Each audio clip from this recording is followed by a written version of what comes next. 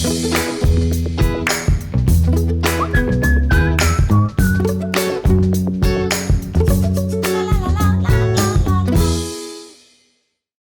morning, good afternoon, or good evening, New Caney High School students, depending on whenever you're logging on to view this video.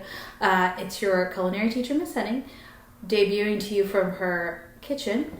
You will need, and hopefully you have this in your refrigerator, you'll need 4 ounces of butter.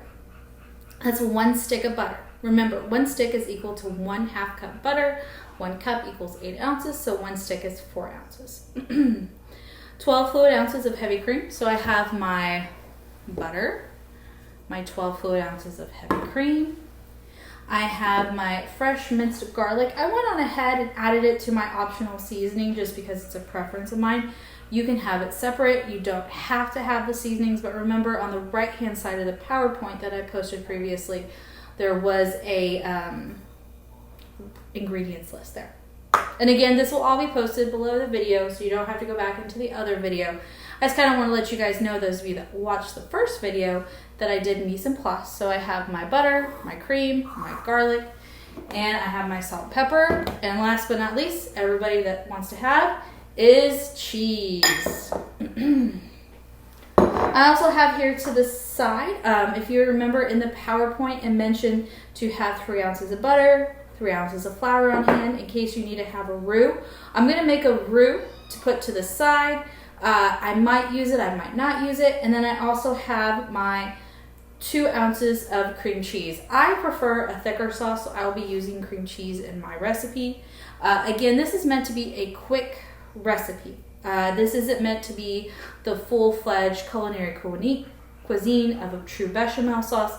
This is kind of a knockoff version of it. Again, I meant to make this all a convenience food recipe while you're at home right now.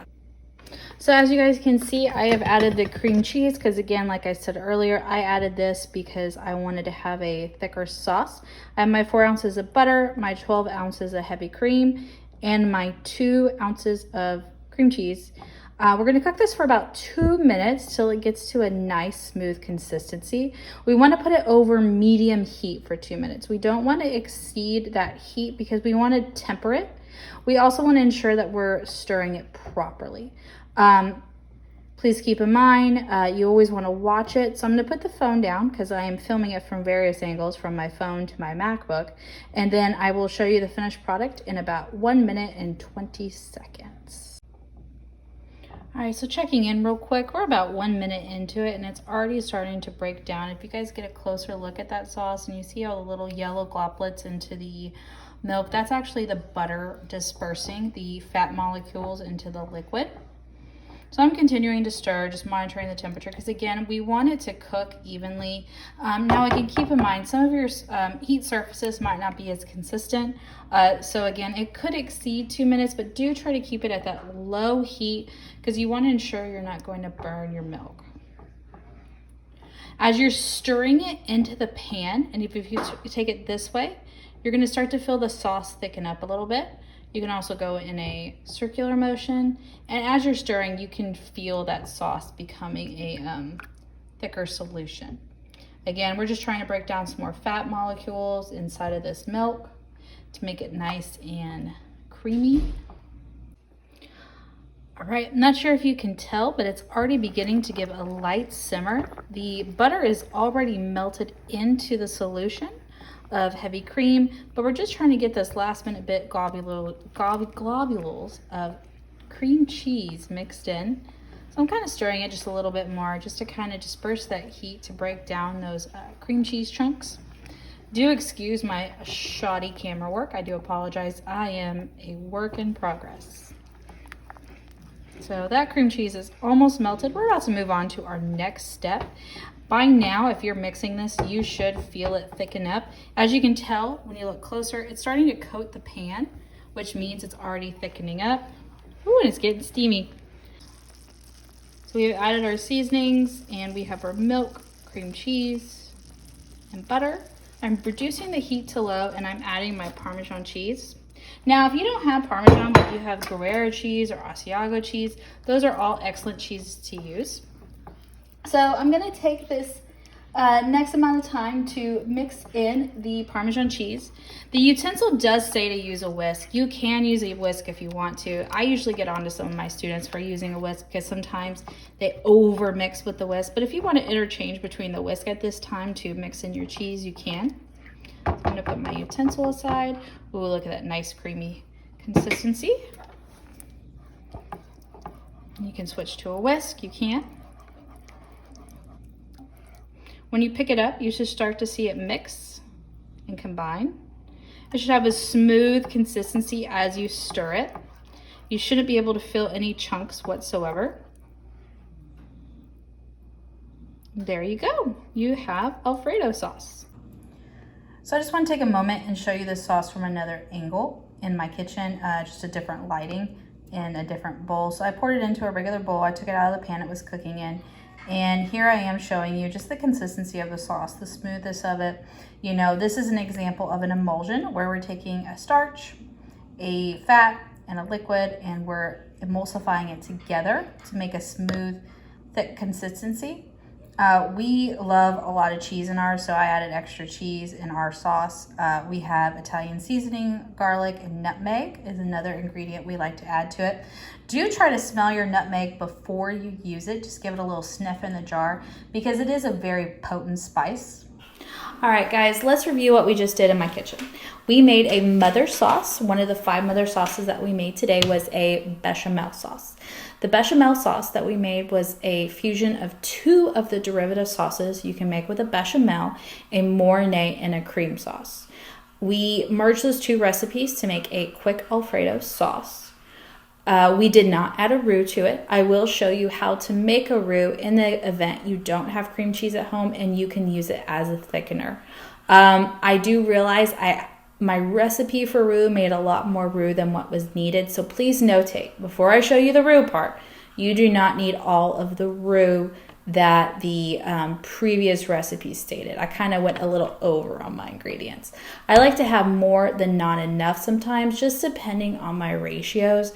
So if you are only feeding a family of 4, you don't need 6 ounces total of roux.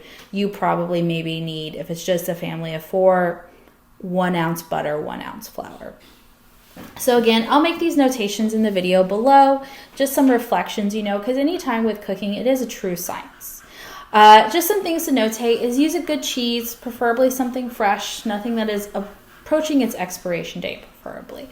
I used the Kroger brand bag of Parmesan cheese.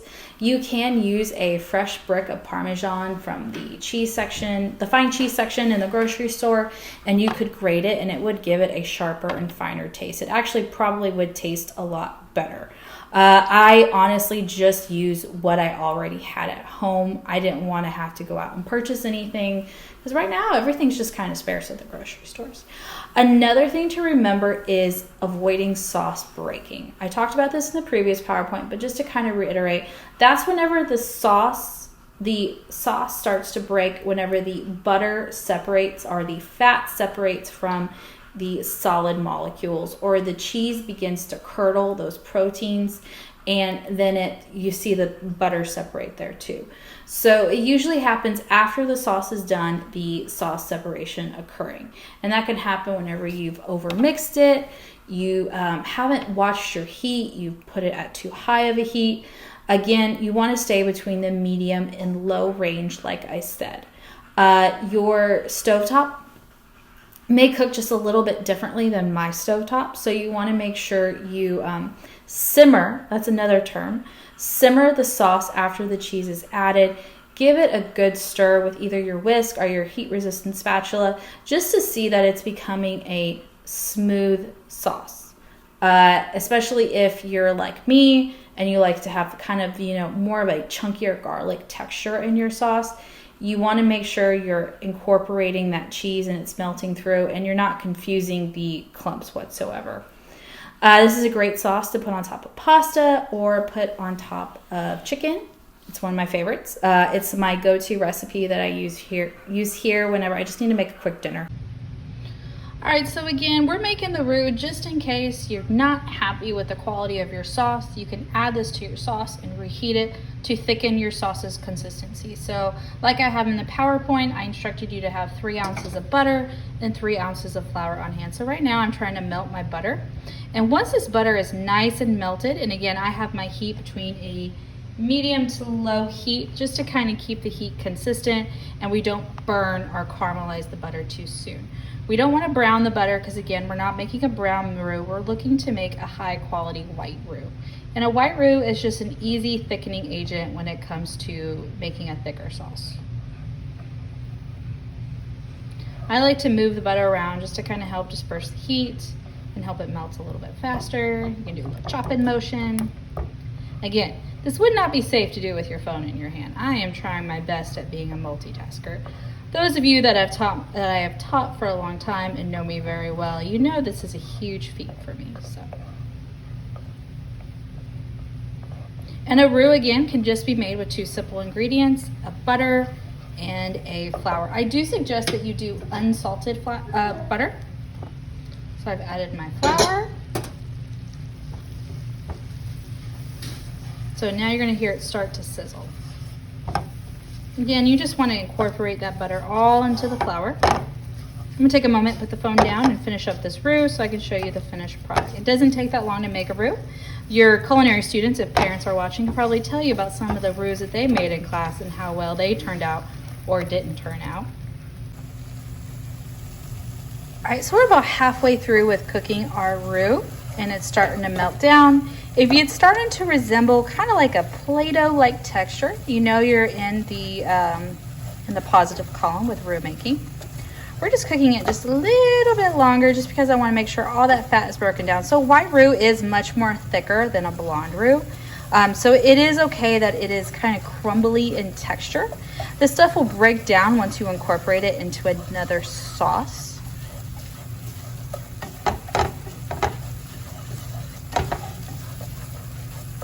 So I'm gonna take this off heat because it's done. All right guys, so that's how you make a roux with just 2 simple ingredients, flour and butter. I will be putting a note section into this posting just to kind of remind you of a few details that I've said in the video, that I've said in the PowerPoint, and you know me, we gotta repeat ourselves in order we remember all the important skills. To know me is to love me, y'all. I hope you enjoyed the video and I enjoyed making it for you. Those of you that have any constructive criticism for the video, especially those of you that are video editors, please send me some of your tips and advice. I really would appreciate it. Miss you guys. I hope to talk to y'all soon. Remember, there's Friday Zoom sessions for participation. There's a variety of ways that you can participate in this. Please contact me if you have any issues. I am here. We are all in quarantine. I want to help you be successful. Bye, guys. Say thank you for joining us. This has been a Henning production from the Henning household.